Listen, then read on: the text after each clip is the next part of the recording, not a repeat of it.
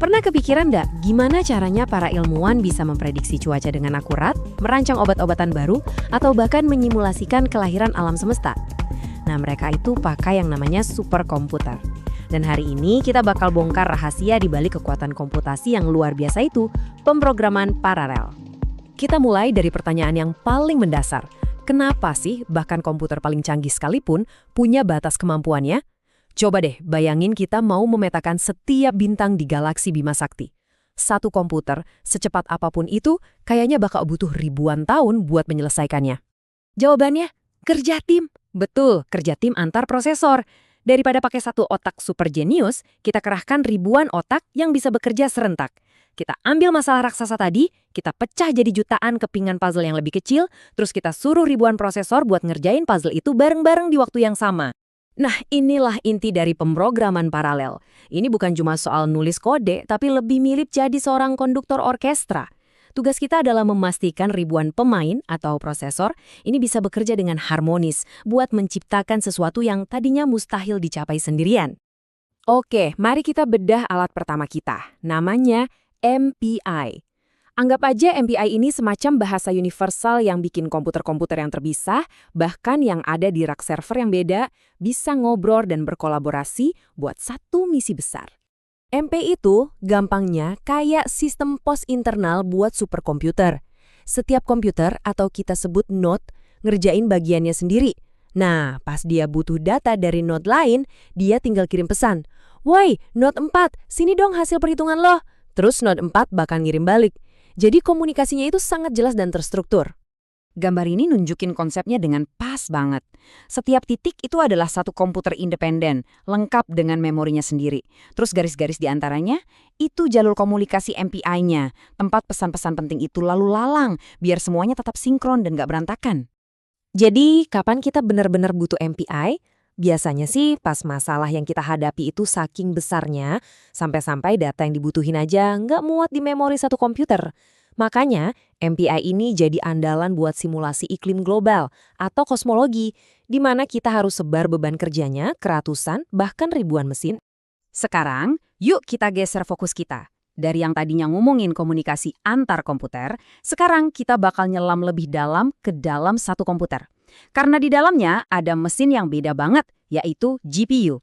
Dan cara buat ngebangkitin kekuatannya itu adalah lewat CUDA. Biar gampang, bayangin gini deh, CPU itu ibarat beberapa Cookie Master. Mereka pinter banget bisa ngerjain tugas-tugas rumit secara berurutan. Nah, kalau GPU itu ibarat ribuan juru masak junior. Mungkin mereka nggak sepinter Cookie Master, tapi mereka bisa motong 10.000 bawang secara bersamaan. CUDA inilah resep yang kita pakai buat ngasih perintah ke pasukan juru masak junior itu. Lihat deh visual ini. Setiap titik kecil itu adalah satu juru masak, atau kalau istilah teknisnya, thread. CUDA ngatur mereka semua dalam sebuah grid yang rapi. Ini cocok banget buat masalah yang bisa dipetain. Misalnya kayak menganalisis setiap piksel di sebuah gambar, atau ngitung interaksi partikel dalam simulasi fisika. Nah, ini dia alasannya kenapa CUDA dan GPU itu jadi raja di dunia AI dan machine learning. Melatih model AI itu kan intinya ngelakuin jutaan operasi matematika sederhana yang diulang-ulang. Ini pekerjaan yang sempurna banget buat pasukan juru masak di GPU, bukan buat beberapa Cookie Master di CPU. Dan ini dia resep atau perintahnya, yang kita sebut kernel. Tenang, jangan takut sama kodenya. Konsepnya beneran simple. Bayangin Anda punya dua daftar angka, A dan B. Kode ini intinya bilang ke setiap thread, cari tahu nomor urut unikmu, yaitu I. Habis itu, ambil angka ke I dari daftar A, tambahin sama angka ke I dari daftar B, terus simpan hasilnya di posisi ke I di daftar C. Ribuan thread ngelakuin ini bareng-bareng buat I yang beda-beda. Dan voila, dalam sekejap, seluruh daftar selesai dijumlahkan. Perbandingan ini ngerangkum semuanya dengan jelas. MPI itu soal manajemen tingkat tinggi, ngatur tim komputer yang misah-misah lewat kirim-kiriman pesan. Sementara CUDA itu soal ngerahin tenaga kerja supermasif di dalam satu komputer di mana semua pekerjanya bisa ngakses memori yang sama. Terus, apa yang terjadi kalau kita gabungin manajer tingkat tinggi dengan pasukan pekerja supermasif ini?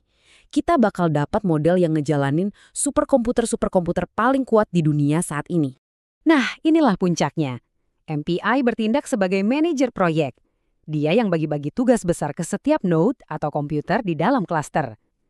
Begitu sebuah node dapat jatah tugasnya, dia nggak ngerjain pakai CPU-nya yang relatif lebih lambat. Dia langsung oper kerjaan berat itu ke GPU-nya, yang nyelesaiinnya pakai ribuan inti kuda. Ini namanya efisiensi total. Tentu saja, semua kerumitan ini nggak ada artinya kalau nggak bikin kerjaan kita jadi lebih cepat kan? Jadi, gimana cara kita ngukur kesuksesannya?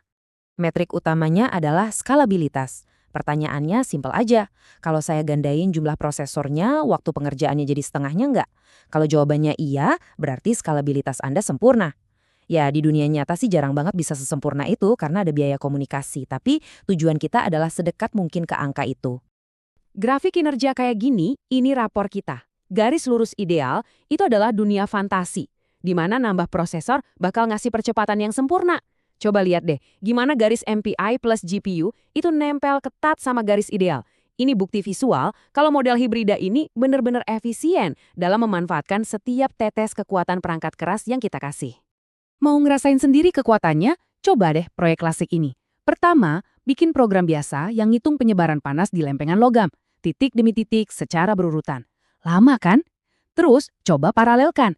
Pakai MPI, Anda bisa bagi lempengan itu ke beberapa prosesor. Pakai CUDA, setiap titik di lempengan dihitung sama satu kali thread GPU. Pas Anda bandingin waktunya, Anda bukan cuma bakal lihat perbedaan, tapi Anda bakal ngerasain lompatan kecepatan yang luar biasa. Jadi, ini pemikiran terakhir dari saya. Sekarang, Anda udah sedikit banyak tahu cara berkomunikasi dengan superkomputer. Kalau Anda bisa memerintahkan mesin-mesin paling kuat di planet ini, tantangan besar apa? Mulai dari mencari obat kanker, sampai merancang energi fusi yang bakal Anda pilih untuk dipecahkan pertama kali.